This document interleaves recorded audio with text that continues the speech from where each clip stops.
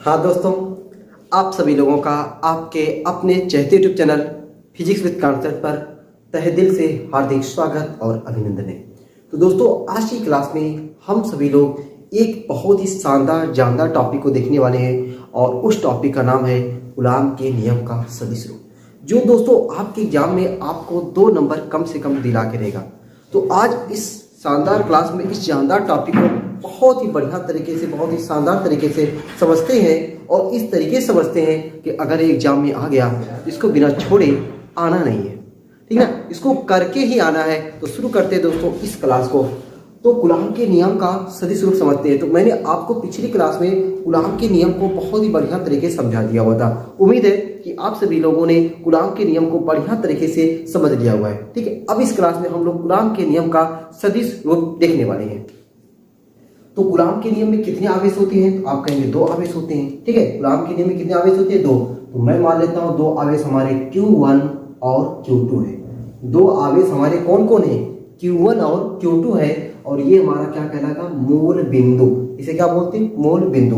तो जो Q1 Q2 आवेश है, इन Q1 और Q2 जो आवेश है, इनकी मूल बिंदु ये O है।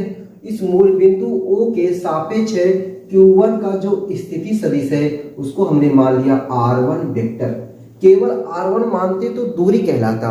R1 वेक्टर मतलब Q1 का बिंदु O के सापेक्ष स्थिति सदिश, Q2 का बिंदु O मतलब मूल बिंदु O के सापेक्ष स्थिति सदिश, उसको हमने क्या लिखा? R2 vector. अब दोस्तों यहाँ पे जो देख रहे हैं ना, Q1 का कौन सा चिन्ह है? प्लस है। Q2 का कौन सा चिन्ह है? प्लस है। दोनों प्लस है, दोनों में 36 का आंकड़ा है। ये वाला इसको धक्का मारेगा तो ये वाला इसको धक्का मारेगा, ठीक ना। ये वाला Q1 Q2 को धक्का मारेगा। अरे तो क्या Q2 Q1 को नहीं मारेगा? Q2 Q1 को धक्का मारेगा। लो भाई, धक्का मारना शुरू कर दिया। तो जब Q1 Q2 को धक्का मारेगा, इसकी दिशा कुछ इधर हो जाएगी। ये जो दिशा मैं बना रहा हूं ये बल की दिशा हो गई। इसका नाम क्या रखेंगे? Q2 पर बल लग रहा है, Q2 पर बल लग रहा है 1 के कारण। F21 2 पर बल लग रहा है 1 के कारण। ये हमने निशान बना दिया। अब देखो इस पे जब 1 पे बल लगेगा, 1 पर बल लगेगा, 1 पर बल लग रहा है किसके कारण? 2 के कारण। आपको F12 और F21 में कोई दिक्कत तो नहीं हुआ होगा ना, ठीक। अब दोस्तों इनके बीच का जो दूरी है, यहां से यहां की जो दूरी है, यानी Q1 से Q2 की दूरी, Q1 से Q2 की जो दूरी है, दूरी तो हमने माना है R, ठीक है, दूरी का माना R। लेकिन अब इसको लिखने का तरीका देखो। अगर हम लोग 1 से 2 पर आ रहे हैं, 1 से 2 पर आ रहे हैं तो R21, बल्कि मैं R21 यहां पे लिख देता हूं अच्छे से, R21 ये 1 डिस्टेंस। ये देखो जब हम 1 से 2 पर आएंगे, किस पर आ रहे हैं? 2 पर आ रहे हैं, तो 2 को पहले लिख देना है। कहां से आ रहे हैं? 1 से आ रहे हैं, ठीक है, कोई दिक्कत तो नहीं ना। 1 से 2 पर आ रहे हैं। विस्थापन सदिश अंतिम माइनस प्रारंभिक होता है ना, अंतिम माइनस प्रारंभिक। उसी तरीके से 1 से 2 पर आ रहे हैं, 2 पर आ रहे हैं तो पहले 2 फिर बाद में 1। अच्छा, अगर हम 2 से 1 पे जाते, अगर हम 2 से 1 पर जाते तो उसको हम लोग क्या लिख देते? अगर हम 2 से 1 पर जाते, देखो मैं ये देखो 2 से 1 पे जा रही है, ये निशान 2 से 1 पे जा रहे हैं, इसको मैं लिख दिया R12। 1 पर जा रहे हैं, कहां से? 2 पर जा रहे हैं, 2 से। तो जिस पर जाएंगे वो पहले, जिस पर जाएंगे वो पहले। देखो हमने 2 पर गए तो 2 पहले लिखा, 1 पर गए 1 को हमने पहले लिखा। उम्मीद है कि ये चीज समझ में आ गया ना। फिर से बार समझे। R1 क्या है? Q1 का मूल बिंदु O के सापेक्ष स्थिति सदिश। R2 क्या है? R2 वेक्टर क्या है? Q2 का मूल बिंदु O के सापेक्ष स्थिति सदिश। R12 वेक्टर Q1 का Q2 के सापेक्ष स्थिति सदिश। R21 वेक्टर Q2 का Q1 के सापेक्ष स्थिति सदिश, ठीक है। डिस्टेंस समझ में आ गया, ये सब चीज समझ में आ गया, बल समझ में आ गया, ठीक है। अब देखो यहाँ पे शब्द लिखने की बहुत ज्यादा जरूरत नहीं है, लेकिन अगर आपको लग रहा है कि नहीं सर मुझे शब्द लिखना चाहिए, अगर शब्द की आप बहुत प्रेमी हो ना, तब देखो शब्द कैसे लिख सकते हो। शब्द कैसे लिख सकते हो? ये शब्द ना आप बनाने सीखो, मेरे साथ बोलने का प्रयास करो शब्द को। जब शब्द आप अपने आप से बनाना सीख जाओगे, अपने आप से बोलना सीख जाओगे, तो यकीन मानो फिजिक्स आपके लिए ना बहुत इजी हो जाएगा। देखो कैसे, माना दो स्थिर बिंदु आवेश Q1 व Q2 जिनकी मूल बिंदु O के सापेक्ष स्थिर सदिश क्रमशः R1 वेक्टर व R2 वेक्टर है। माना दो स्थिर बिंदु आवेश Q1 व Q2 जिनकी मूल बिंदु O के सापेक्ष स्थिर सदिश क्रमशः R1 वेक्टर व R2 वेक्टर है। ठीक है, चलो इतना चीज आप अपने मन से लिख सकते हो, और नहीं लिखोगे तब भी चलेगा, ठीक ना, और लिख दोगे थोड़ा अच्छा लगेगा। चलो अब क्या लिखते हैं, यदि Q1 के कारण Q2 पर लगने वाला बल, ठीक है, यदि Q1 आवेश के कारण या Q1 के कारण यदि Q1 आवेश के कारण Q2 आवेश पर लगने वाला बल, अब उस बल का नाम क्या लिखेंगे, देखो किस पर बल लग रहा है, 2 पर बल लग रहा है, किसके कारण लग रहा है, 1 के कारण लग रहा है, जिस पर लगता है उसका नाम पहले, ठीक है, 1 के कारण F12 लगने वाला बल, F21 वेक्टर हो तब क्या लिख सकते हैं भाई हम लोग, तब हम लोग लिख सकते हैं कि F21 बराबर K Q1 Q2 बटे R²। ये चीज हमने पिछली क्लास में सीखा हुआ है, K Q1 Q2 बटे R², यही तो है कूलॉम का नियम, F बराबर K Q1 Q2 बटे R²। लेकिन हमने क्या यहाँ पे F लिखा हुआ नहीं, F21 लिखे हुए। जब F21 लिखे हैं तो F21 की दिशा में कौन सा हमारा विस्थापन है, कौन सा दूरी है, F21 किधर है, F21 ये है, F21 की दिशा में कौन सा तीर है, देखो ये वाला है कि ये वाला, आप कहोगे ये वाला, तो ये वाले को क्या नाम क्या लिखेंगे, R21। तो R केवल नहीं लिखेंगे, R21 लिखेंगे, क्यों, क्योंकि F21 की दिशा में कौन सा दूरी है, R21 है, तो R की जगह पे क्या लिख देंगे, R21 लिख देंगे, तो R21²। अच्छा, अभी ये केवल दूरी हुआ है और यहां से यहां तक केवल परिमाण हुआ है, अब ये दिशा नहीं दिखा रहा है। दिशा दिखाने के लिए हम लोग जो विस्थापन है, उसकी जो दूरी है उसका ले लेते हैं एकांक वेक्टर, इकाई सदिश क्या हो जाएगा, R21 कैप। ठीक है, ये क्लास 11th में आपने कभी जरूर पढ़ा होगा कि एक कैप इकाई सदिश को एक कैप से लिखते हैं, एक कैप बराबर वेक्टर A अपान A। ठीक है, ये कभी ना कभी आपने जरूर पढ़ा होगा कि वेक्टर एक कैप बराबर वेक्टर A अपान A। ठीक है, ये लाइन क्लियर हो गया कि F21 वेक्टर बराबर K Q1 Q2 बटा R21² R21 कैप। अब दोस्तों ये जो R21 कैप है, इस R21 कैप की जगह पे क्या हम लोग R21 वेक्टर बटे R21 लिख सकते हैं ना। देखो कैसे, हम लोग जानते हैं कि R21 कैप बराबर हो जाएगा R21 वेक्टर बटा R21, हो जाएगा ना, वही चीज लिख देते हैं। जब यहाँ पे चीज लिखेंगे तो ये हमारा हो जाएगा F21 वेक्टर बराबर K Q1 Q2 बटे R21²। यहाँ पे ये वाला मान रख दें, R21 वेक्टर बटे R21 दो बार, R21 एक बार, यहाँ से कितना बार हो गया, 3 बार हो गया। तो F21 वेक्टर बराबर K Q1 Q2 बटे R21 की घात 3 R21 वेक्टर। ठीक है, तो ये हमारा आ गया कि कूलॉम के नियम का सदिश रूप। कूलॉम के नियम का सदिश रूप कब के लिए, जब हमारा Q1 आवेश Q2 पर बल लगाए, जब हमारा Q1 आवेश Q2 पर बल लगाए तब के लिए, अगर हमारा आवेश Q2 Q1 पर बल लगाए।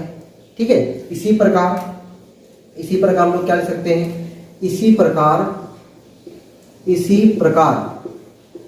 क्या लिख दें, इसी प्रकार Q2 आवेश के कारण Q1 आवेश पर बल, इसी प्रकार Q2 आवेश के कारण Q1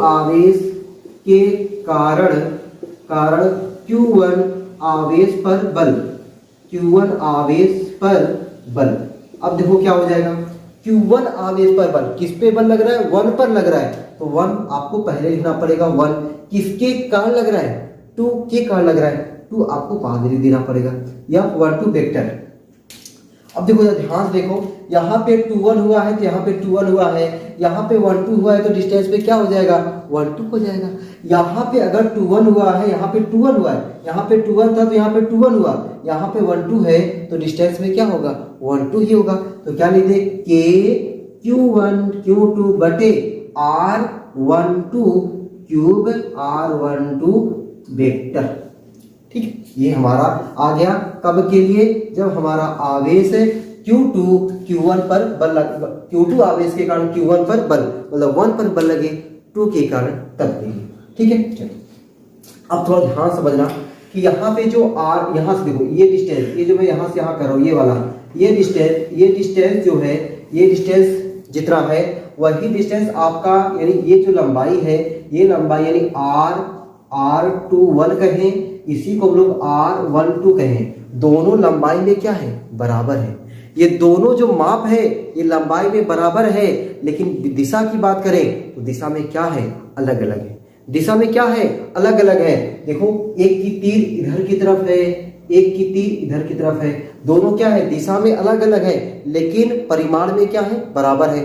परिमाण में बराबर लेकिन दिशा में अलग अलग, परिमाण में बराबर लेकिन दिशा में अलग अलग। तो अगर इसको हमें बराबर करना हो तो हम लोग क्या लिख सकते हैं, सिंस R12 वेक्टर बराबर R21 वेक्टर के बराबर है। आप कहोगे नहीं, क्यों बराबर नहीं है, क्योंकि दोनों की डायरेक्शन अलग अलग है। परिमाण तो बराबर है लेकिन डायरेक्शन अलग अलग है। तो अगर हम यहाँ पे माइनस लगा दें, ये दोनों आपस में क्या हो गए बराबर हो गए, ये दोनों क्या हो गए आपस में बराबर हो गए। तो अब ये देखो R12 की जगह पे आप माइनस R21 वेक्टर लिख सकते हो। जब लिख सकते हो इसको मैं मान लो समीकरण नंबर 1, इसको मान लो समीकरण नंबर 2, तो R12 किसमें है, R2 समीकरण नंबर 2 है। तो समीकरण 2 से, ठीक है, समीकरण 2 से यहां पर लिख रहा हूं समीकरण 2 से, समीकरण 2 से। अब समीकरण 2 में हम क्या करेंगे, जहां पे R12 वेक्टर है, जहां पे वेक्टर है वहां पे माइनस R21 वेक्टर लिख सकते हैं। तब देखो क्या हो जाएगा, F12 वेक्टर बराबर K Q1 Q2 बटे R12 की जगह पे R21 लिख देंगे, R21 क्यूब। अब आप लोग सोच रहे हो कि सर यहाँ पे क्यों आप माइनस नहीं लगाए, भैया मेरी के परिमाण है, ये क्या है, ये तो केवल परिमाण है, लेकिन जिसपे तीर लगा है वो तो दिशा दिखा है ना, उस पे हमें माइनस लगाना है। यहाँ पे क्या लिख देंगे, माइनस R12 जगह पे, R12 जगह पे माइनस R21 वेक्टर। अब ये माइनस का गुणा हो गया तो पूरा मान माइनस है, इस माइनस को हम बाहर लिख सकते हैं। जब बाहर लिखेंगे तो F12 वेक्टर बराबर माइनस K Q1 Q2 बटे R21 क्यूब R21 वेक्टर। अब ये जो मान आया है K Q1 Q2 बटा R21 क्यूब R21 वेक्टर, ये जो मान है ये वाला मान किसके बराबर है, ये वाला मान देखो इसके बराबर है। देखो ये वाला मान आपस बराबर है, और ये किसके बराबर है F21, तो माइनस लगा दोगे तो माइनस F21 वेक्टर। तो हम कह सकते हैं कि अतः करके क्या लगा दें, अतः करके क्या लगा दें कि F12 वेक्टर बराबर है माइनस किसके, F21 वेक्टर। ठीक है, तो ये चीज क्या दिखा रहा है, ये चीज ये दिखा रहा है कि इसके कारण इस पर बल, इसके कारण इस पर बल और इसके कारण इस पर बल दोनों का मान बराबर है। अगर ये 10 न्यूटन से धक्का दे रहा है, अगर ये वाला आवेश इसको 10 न्यूटन से धक्का दे रहा है तो ये वाला आवेश भी इसको 10 न्यूटन से ही धक्का दे रहा है, लेकिन फर्क क्या है, ये वाला इसको इधर दे रहा है तो ये वाला इसको ऊपर दे रहा है। दिशा में क्या है अलग अलग है, दोनों बल परिमाण में बराबर है लेकिन दिशा में क्या है अलग अलग है। तो इस बात से न्यूटन का जो गति का तीसरा नियम है, जिसे हम लोग कहते हैं क्रिया प्रतिक्रिया का नियम, तो क्रिया प्रतिक्रिया के नियम का पुष्टि करता है। तो कूलाम के नियम का जो सदिश रूप होता है, कूलाम के नियम का जो सदिश रूप होता है वह न्यूटन के क्रिया प्रतिक्रिया नियम को दर्शाता है, उसकी पुष्टि करता है। ठीक है, तो इस बात को लिखते अतः कूलाम के नियम का सदिश रूप, अतः कूलाम के नियम का सदिश रूप, कूलाम के नियम का सदिश रूप, जो कूलाम के नियम का जो सदिश रूप है क्रिया प्रतिक्रिया नियम का पालन करता है। क्रिया क्रिया प्रतिक्रिया नियम का क्या करता है, पालन करता है। क्रिया प्रतिक्रिया नियम का पालन करता है।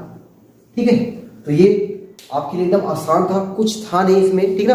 बस थोड़ा सा आपको हल्का सा वेक्टर की जानकारी होना चाहिए कि कैसे कैसे चीजें हुआ है। एक बार फिर से मैं आपको रिपीट कर रहा हूँ ताकि आपको बढ़िया तरीके से समझ में आ जाए।